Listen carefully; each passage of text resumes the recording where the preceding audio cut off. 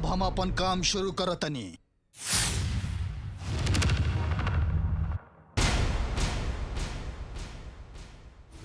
कहीं दादाजी केहू अपन घर में आयल रहे का?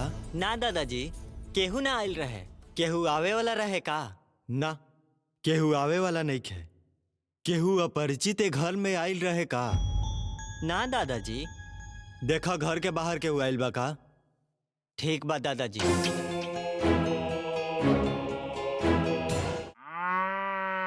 माँ रहुए हई साहेब जी। साहब खाली कहेलू, बाकी मन में इज्जत तनिको नहीं खे। ऐसन हम का कही नहीं साहेब जी।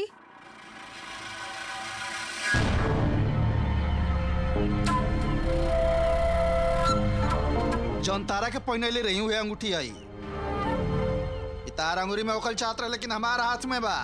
एकर ई मतलब बा। अरे उ हमार देल अंगूठी तू निकाल देलू। काहे काहे निकाल देलू अंगूठी? तू जिंदगी भर अगर उ दरिद्र शेखर के घरे काम करत रहबू तब वो तू कुछ ना खरीद सकबू।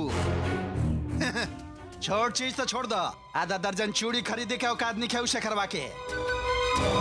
उन्हें हमरा के देखा, हम तारा के सोना के अंगूठी देनी और तार मॉल के लॉस तो तू एकरा के निकाल के दे देलू। ना साहेब जी, ऐसन तो कुछ नहीं खे। दादी कहले रही, यही से अंगूठी निकाल देनी। ओ बुढ़िया के क्या मालूम क्यों कर बात मान के निकाल देलू। आज हमारा फैसला कल जरूरी बा। का ह? अभी तू हमार बात मनबू कि ओकर बात मनबू? हम तो खाली एक गांव में एक के आदमी के बात मानब। ओ के ह कि? हाँ बतावा, जल्दी बतावा। ओ तो हमार दादी है। दादी के बात हम कभी ना टालब। दादी के अलावा केहू के बात ना सुनब। तू का सौसे गांव के दादी है का? लाली, तू बस हमार बात मानो। हम तारा के अगले 4 महीना में 2 तोला सोना के गहना खरीद के दे। साधारण आदमी ना है, समझ लो। हम कोनो छोट मोट पैसा वाला आदमी ना है, हम बड़का जमींदार हैं। अपना नाम पर 1000-2000 के ना, बैंक में 2 लाख रुपया के डिपॉजिट किले बनी। जान तड़ू कितना होखेला? 2 मतलब लाख रुपया। तार दादी के पास कितना बा जाना तड़ू? नहीं की जानत। सोना ओ दरिद्र के पास कुछ नहीं खे। पैसा तो छोड़ा, ओकनी के बैंक में एगो खाता भी नहीं खे। उनका भी एक चीज बा, दरिद्रता। साहेब जी, रउआ का कहतानी हमरा बुझात नहीं खे। रउआ अब हमरा के जाए दही। तू ना और केहू के बात मत सुना, खाली हमार बात सुना। ना, रउआ जे कहे के बाद जाके दादी से कहीं। ई बात उनका के बताई, वो हमरा जे कहिए हम मान लेब। आहा, कितना मधुर बोली बता।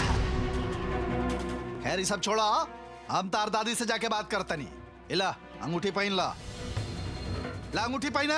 ना, हमरा पसंद नहीं खे। लाली, लाली।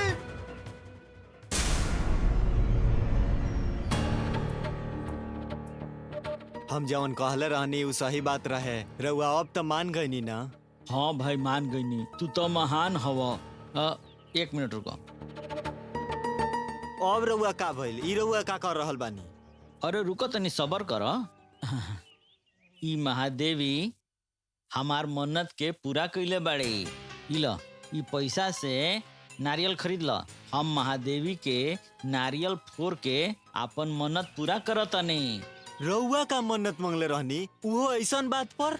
ई जगिया के उ लाली ना मिले के चाही, यह कह के हम 100 रुपया के नारियल फोड़ब माता के चरण में, यह विनती कैले रही। हम रउआ के कुछ और समझले रहनी, लेकिन रउआ कुछ और निकलनी। भगवान के कृपा से उ जग्गी के ई लड़की ना मिली।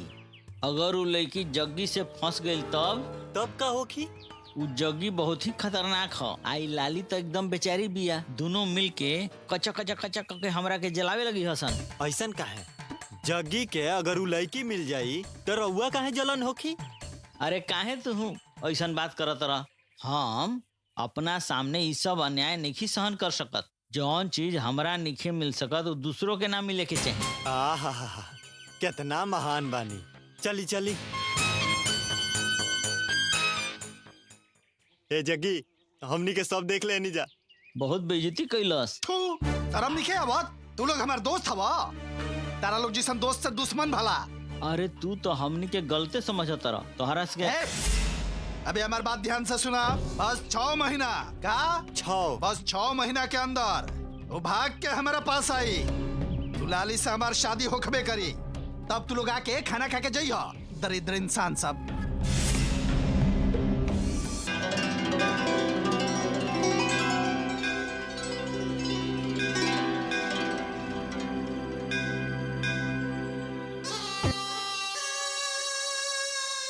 उत्सव में कितना खर्चा होखे वाला बा ओकर हिसाब कैला? हाँ लिख लेनी शास्त्री जी। देखावा। लिख लेनी, लिख के अलमारी में डाल दिल बनी। अलमारी के चाबी आचार्य जी के पास बा। आचार्य के चाबी काहे देला? वो कौन कीमती चीज बा? अलमारी में काहे रखला? इतना समझ में ना आवेला का? तोहार एगो गलती खातिर हमरा लोग के सामने सर झुकावे के पड़ी। लेके आवा। ठीक बा शास्त्री जी।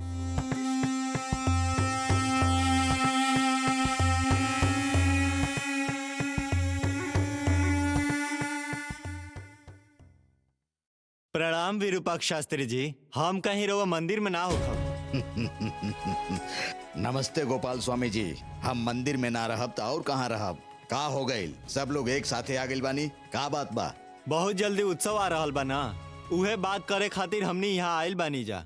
हाँ गोपाल स्वामी जी, उत्सव के समय आ गइल है। बहुत सारा काम बाकी बा, सब व्यवस्था हम धीरे धीरे करत बानी। हाँ, उत्सव के समय रउआ सबके मदद चाहिए, तैयार रहो। रउआ सही कहता नहीं, सो में सबके मदद करे के चाहिए और मदद करे खातिर हमनी के तैयार बनी जा। बहुत खुशी भइल। उत्सव के समय जनशक्ति के जरूरत रहेला और फिर उत्सव में धन के भी जरूरत पड़ी। हमनियों के उहे बात करे आइल बनी शास्त्री जी। ओहो, कितना खुशी के बात बा। रउआ लोग के ये बात सुन के हमार मन के बहुत संतुष्टि मिलल। ऐसन बात मत कहीं, ये तो हमनी के कर्तव्य बा। ठीक बा, बाहर अकाउंटेंट बैठल बाड़े, उनका चंदा दे दी और रसीद जरूर ले ले। शास्त्री जी अगर रउआ बुरा ना मानी तो एगो बात कही। अरे रे, निसंकोच कहीं, बुरा ना मानब। हमनी के दूसर के हाथ में पैसा देवे के नहीं जा चाहत, हमनी के विश्वास ना होई। मतलब माफ करब, हमरा समझ में ना आई। इनकर कहे का मतलब ई बाकी रउआ उपहार अपना हाथ से लेब त इनका और हमनी सब जना के बहुत खुशी होगी। हाँ शास्त्री जी, हमनी के राउर हाथ में पैसा देव तबे हमनी के अच्छा लगी। ई रउआ का कह रहल बानी? शास्त्री जी, हमनी के रसीद देब त हमनी खातिर ही बेइज्जती हुई। शास्त्री जी, उत्सव खातिर कोनो मदद चाही तो हमनी से जरूर मांगब, हमनी के देव जा।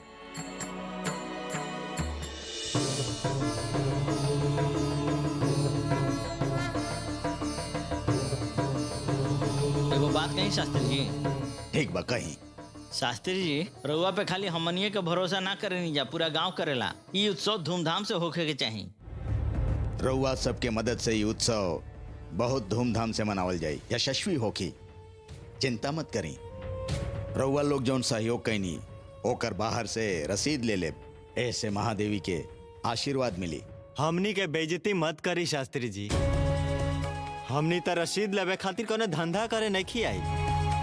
हमनी के उत्सव में मदद करे चाहत बानी जा, बस यह बात बा। हमनी के एह तरह से उत्सव में शामिल होके रउआ के मदद करे के चाह रहल बानी जा, और ये मदद करे से हमनी के बहुत खुशी भी हो रहल बा। रउआ सबके सहयोग रही त उत्सव धूमधाम से मनी। एकर एगो उदाहरण बा। श्री रामचंद्र जी सीता माता के रावण से रक्षा करे खातिर जब लंका गइल रहलन त समुद्र में सेतु बनावे खातिर उनकर सहायता वानर कैले रहलन। वैसे ही रउआ लोग बानी। आज सभे अपन अपन शक्ति के अनुसार ये उत्सव में सहायता कर रहल बानी। हम ये एहसान कबो ना भुलाइब। ठीक बा, तब आदेश दही। ठीक बा, चली। प्रणाम शास्त्री जी।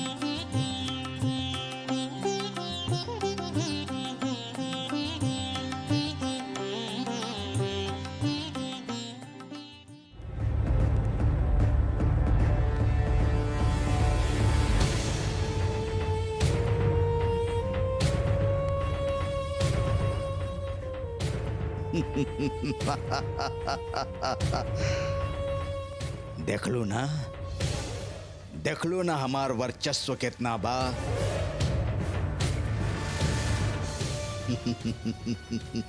ये सब लोग हमरा पर भरोसा करेलन। देख लू ना कितना सामर्थ्य बा हमार।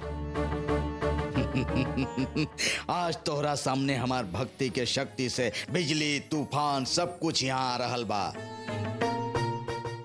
ये सब कुछ तू देखत रहा।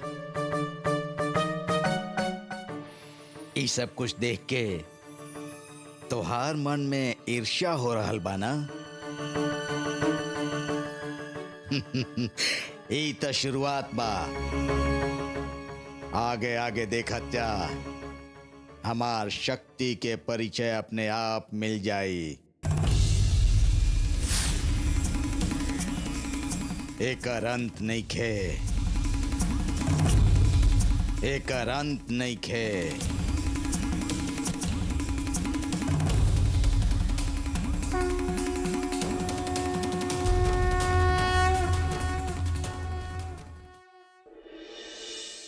ओ दिन घर तक अइला के बाद रउआ घर के अंदर ना आईनी। रउआ कहले रही कि समय ठीक नहीं खे। रउआ आज खुदे हमरा घरे आवे के कहनी त हम बहुत खुश हो गईनी। हाँ, समय आइला पर हम खुदे तारा घरे आइल बानी। ओ दिन रउआ ना आइल रही, बहुत अच्छा भइल रहे। काहे?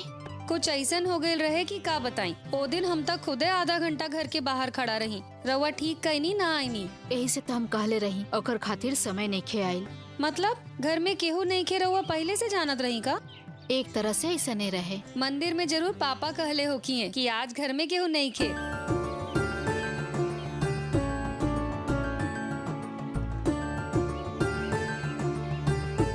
राउर हंसी कितना अच्छा बा। राउर हंसी के जरूर मतलब बा, लेकिन हमरा तो समझ में नहीं खे आ रहल। हम तक कितना सारा सवाल पूछनी, लेकिन रउआ खाली हंसत जात बानी।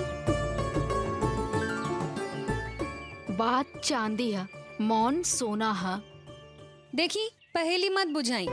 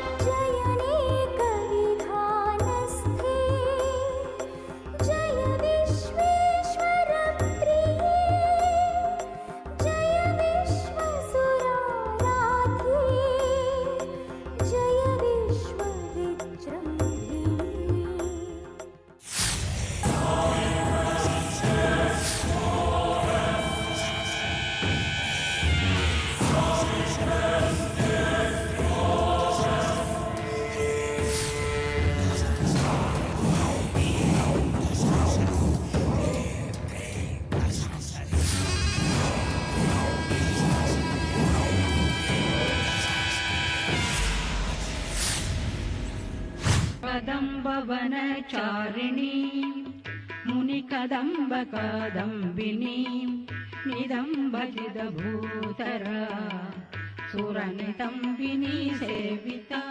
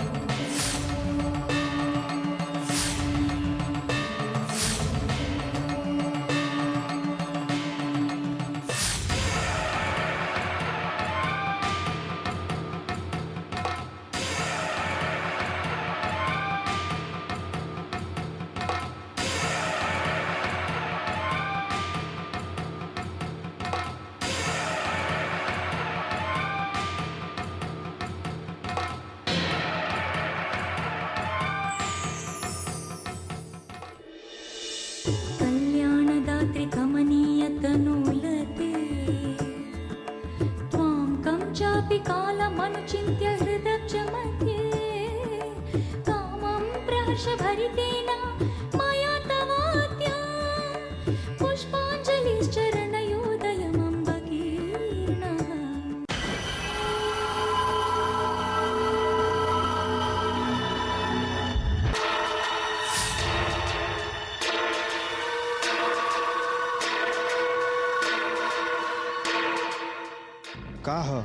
का भइल? मणिकंठ, केहू हमार काम में टांग अड़ा रहल बा। ई कैसे हो सकता? आई चाबुक ला, जब तक हम रुके के ना कहीं ये चाबुक से मारत रहा। अभी दिखावत बने उस शंकर के स्वर्ग।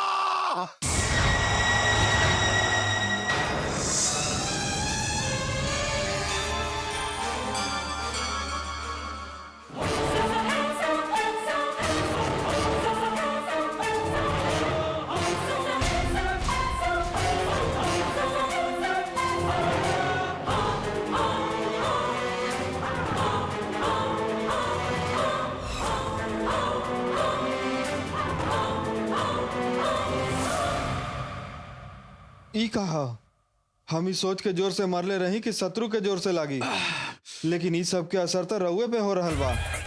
अब का करी?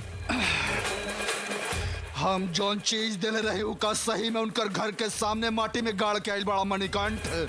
ए में कोनो शक मत करी रउआ। कहाँ तू कहाँ डाल के आइल बड़ा? ललिता दीदी के सामने गड्ढा खोद के माटी भरनी है। ना, वहां नहीं खे, ओ इहे कहीं बा।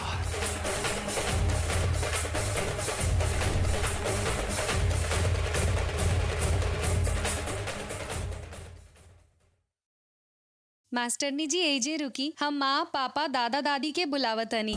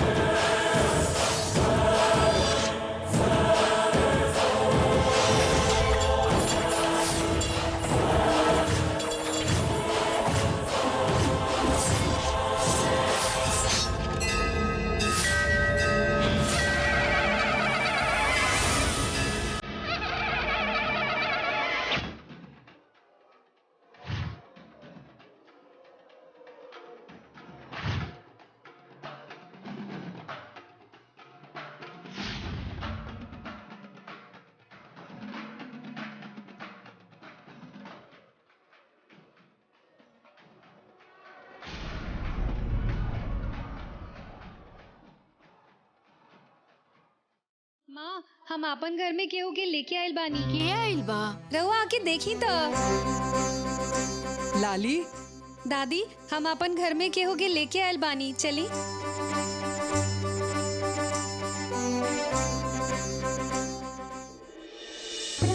स्मरामि धरणीधर राजकन्या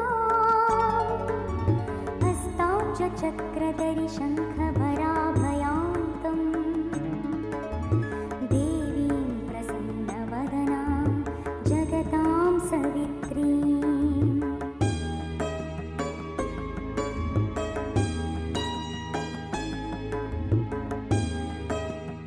माँ, ई है मास्टरनी जी, हमरा के अच्छा अच्छा बात और देवी माँ के कहानी सुनावेली। हमरा के मंदिर में काम भी यह दलवाली है।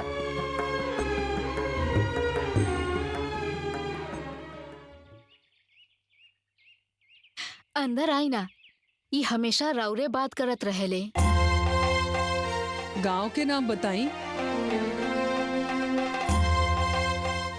कहाँ से आइल बानी? घर कहाँ है? रउआ जब सुंदरी दुर्गा सप्ताह पूजा करत रहे तब आइल रहनी ना। रउए आइल रही। पूजा करके का फायदा भइल जब सुंदरी ही ना बाचल। जेकर जितना उम्र लिखल बना वो उतने दिन तक जी सकता। ओकर आगे केहू भी जिंदगी कबो भी नइखे जी सकत। सीता माता लक्ष्मण रेखा के पार कर देली तो रामायण बनल रहे। ये बात हम मानत बानी, लेकिन वो मौत शांति से होके के चाहिए ना। हमार सुंदरी के जैसन मौत भइल वैसन दुश्मन के भी ना होके। कौनो इंसान के जान माटी में जाई कि आग में जाई उ नइखे जानत। रउआ खातिर ओकर मौत बहुत खतरनाक रहे, लेकिन ओकर मौत बिना दर्द के मौत रहे। ओकर मौत के सच्चाई ओकरा नइखे मालूम और ओकर मौत शांति से भइल बा। अच्छा बात कहतानी। ये कितना खतरनाक मौत है, ओकरा के अच्छा कहतानी। मौत शरीर के होला, आत्मा के ना। चिंता मत करी, ओकर आत्मा माँ के आत्मा के साथ मिल गईल बा। और ई दुनिया में हर पल करोड़ों जीव पैदा होखेले और मर जाले। ई शरीर के 1 मिनट में मौत बा और दूसर मिनट में जन्म। भगवान के शक्ति केहू के भी पूरा ना मिले तो मौत के बराबर होखेला। तो इस शरीर के कोनो फायदा नहीं खे। रउआ अंदर आई।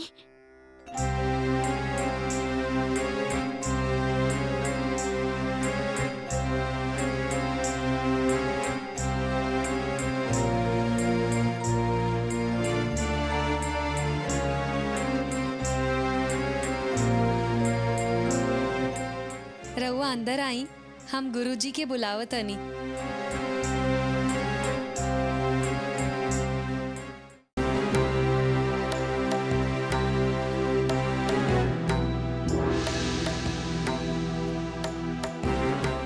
हम काहे इनकरा के अंदर बुलाई? पता ना के है। हमनी के लाली के दिमाग नहीं खे, केकरा केकरा के घर पे बुला लेवेले। पहले लड़की के अच्छा आदत सिखावे के पड़ी।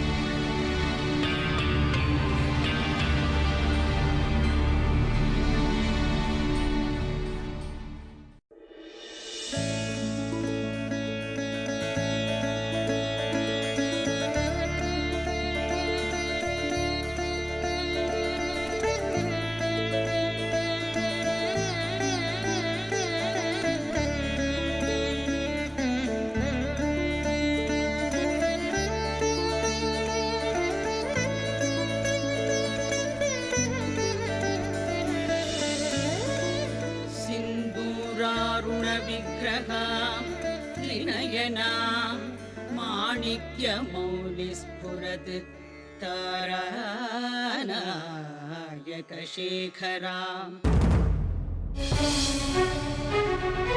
गुरुजी,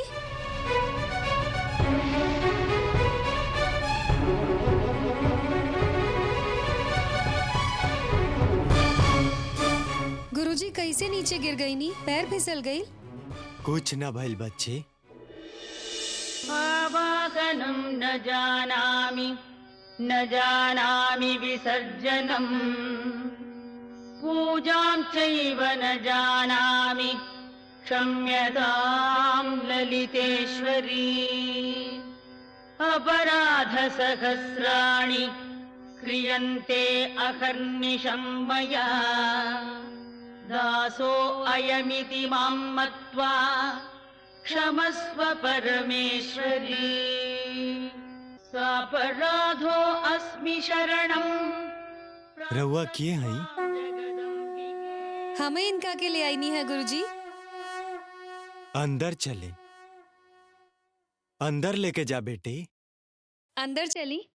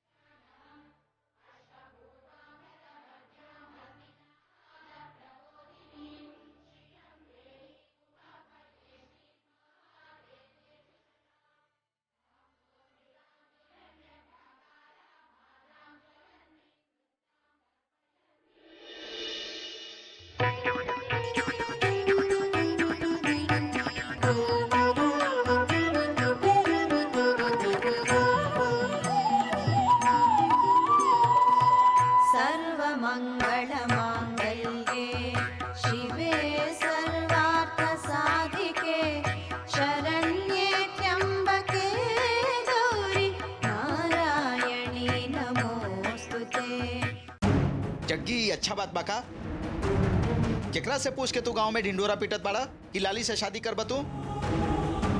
हमारी इज्जत गांव में खराब करे के कोशिश मत कर। एक बार कह रहा बानी तोरा से, अगर तोरा हमार बात समझ में ना आयल तो विद्याशंकर तोरा समझा दी। ये क्या बात बा शेखर? बात बात पर बेटा के बुलाई कह के डरवावे ला। ओकरा के सब विद्या में पारंगत करे वाला हम ही हैं। तो तारा काला पनाई ओकरा ला हम ही सब हैं। तू हमार बेटी लाली के तंग मत कर, कह देत पानी। अरे हम और तहार बेटी प्यार करीला, तू हमें कुछ नहीं कर सकत। जेकरा साथे शादी भइल बा ओकरा साथे त जी नहीं खा पा रहल और प्रेम करबा। पहले अपन पत्नी के साथे न्याय कर। ये कौन बात भइल? हम ओकरा साथे नहीं की जी सकत। अभी हमार और ओकर कोनो संबंध नहीं के। हमने दोनों के अलग होके के कारण तू ही बड़ा। तू ही हमनी के बीच में दीवार खड़ा के लिए बड़ा, हमरा और सुनीता के बीच में। अब हम त्याग कर रहल बनी, तहरा खातिर हम ओकरा के छोड़ देता नहीं। तू हमरा के न्याय दिलावा और हम लाली के न्याय दिलावा तनी। पी के आइल बड़ा? अरे ना ना, हम पियले नहीं की।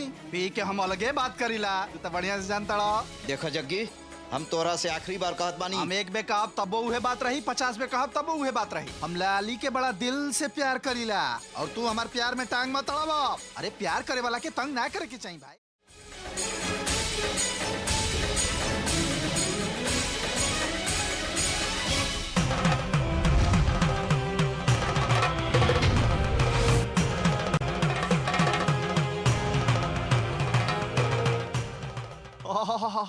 एक कर दनी सुनीता देवी जी, इस सोरहो सिंगार को के आइल बनी।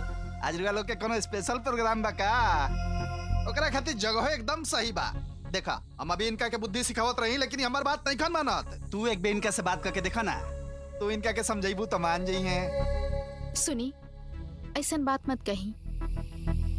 ए देखी, हम मंगलसूत्र पहनले बानी, पैर में बिछिया पहनले बानी, कुमकुम लगैले बानी। अब से रउआ जे कहब हम सब करब। अरे अरे, ट्रेन छूट गिला पर टिकट किने लगा। अब हमारा अपन जिंदगी में दूसरा से प्रेम हो गइल बा। ये बात तुम जाना तड़ू। अब ऐसे अब तू मंगलसूत्र पहना चाहे मत पहना, तू हमार बात माना, तू हमरा के छोड़ दा। यही से तू ई महाभारत में पूरा तरह से स्वतंत्र बड़ू। रउआ ऐसन बात मत करी। इस सब में हमार गलती बा, हम मानता नहीं। जवन भी भइल सब भुला जाई। अब हमनी के नया जिंदगी के शुरुआत करब। चली घरे चलल जाओ। हम तरह से एगो सवाल करी का, जवाब दे देबू तो हम तार बात मान ले। एगो ना 10 गो सवाल करी। 10 गो ना, इक्के गो, बस इक्के गो सवाल पूछे के बाद। क्या बात बा, आज तू हमारा पर बड़ा प्यार दिखा रहल बाड़ू। ऐसन कुछो नहीं खे। रउआ से दूसर लड़के के जिंदगी नरक ना हो जाए यही से, और वो बेचारी लाली के जिंदगी बर्बाद ना होके के चाहिए यही से। देखला ना, तो असल बात ई बा। खाना खा लेला के बाद खाना ले आईबू तो का फायदा। हम तारा से अब आखिरी बार कहत बनी, तू हमार रास्ता में मत आवो, हम तार रास्ता में ना आई। अब तू आजाद बड़ू, हम बानी। समझ में आइल पतिव्रता जी। हम मंडप बुक कर ले बनी। अब ये लोग के शादी के न्योता दे देता नहीं। रुआ दोनों आके नवविवाहित जोड़ी के पैसा दे के आशीर्वाद दे के जाई। चलो तनी।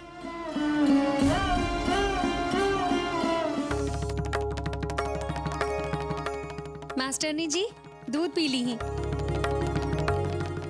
थोड़ी देर रही जा बैठी, माँ खाना बनावत अरी, खाना खा के जाइब।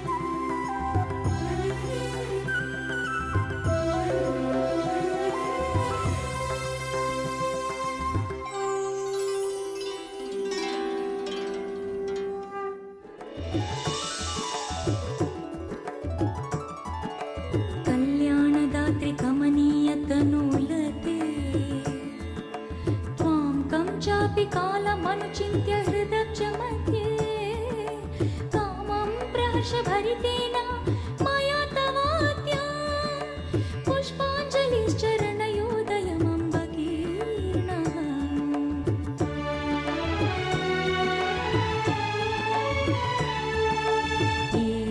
एतन्मदीयसुकृतं परमं पुराणं यत्त्वामहं प्रतिदिनं मनसा भजामि साक्षात्कृतेन तव रूपनेन चाद्य पुष्पाञ्जलिम्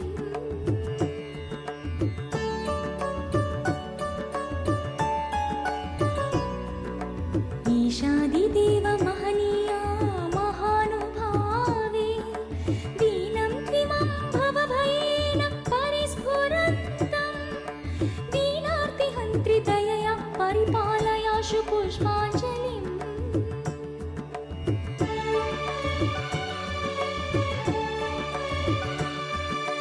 लज्जां विहाय बहुधा बहवोऽपि देवा सम्पूजिता जडधिया न तु कोऽपि दृष्टः लब्धं तवैव रमणीया वपुर्दृशा मे पुष्पाञ्जलिम्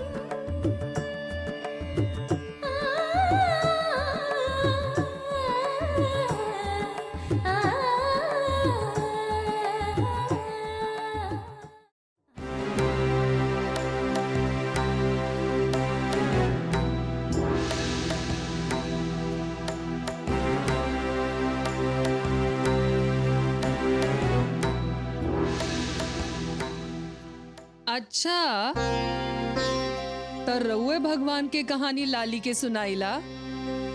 रउआ सब वेद पुराण पढ़ ले बानी का? बतावतानी। का कहानी सुनाइला? रामायण, महाभारत। अरे ई सब कहानी तक घर के बच्चा बच्चा तक जानेला।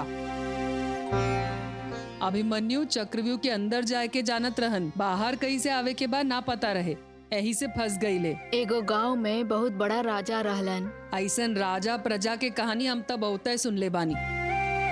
ये सब कहानी तब बच्चा के सुलावे समय सुनावल जाला। बच्चा जब ना खाला तब सुनावल जाला। ये सब कहानी छोड़ी रउआ भगवान की कहानी सुनाइब का सुनाई? ये चक्रपुरी महादेवी की कहानी जानीला का? उनका बारे में रउआ जानकारी बा का? रउआ कितना देर से बस हंसत बानी, अब जवाब तो दी। रउआ ऊ बारे में कुछ पढ़ले बानी का? ना, हम मंदिर में रह के ई सब कुछ रउआ जिसन बुजुर्ग से ही सुन ले बानी। ऐसन बा, लेकिन हमार लाली जब देखा तब मास्टरनी जी कहत रहेले। रउआ ओकरा के कौन कहानी सुनाइला? ललिता सहस्त्रनाम। हाँ? का ह? ललिता सहस्त्रनाम ह? सहस्त्र का मतलब होला जानत बानी? हर दिन उनकर 1000 बार नाम सुने से वो माँ के शक्ति हमनी के मिलेला। रउआ पहले ही सीख लेनी का? दूसरा के सिखावे से पहले खुद जानल जरूरी बा। हम कुछ जानत रही, ई थोड़ा सीख ले ली। अरे थोड़ा बहुत सीखे से फायदा नहीं खे, पूरा ज्ञान होके के चाहिए, तब्बे दूसरा के सिखा सकत बानी। हम ना जानब तो का? रउआ तो बानी ना, रउआ हमके सब सिखा दे। अब रउआ मान लेनी, ना जाने वाला बात सिखाई तो रउआ कितना पाप लगी नहीं की जानत। जॉन सुनावे के बाद सुना दी, हम सुने के तैयार बानी। महादेवी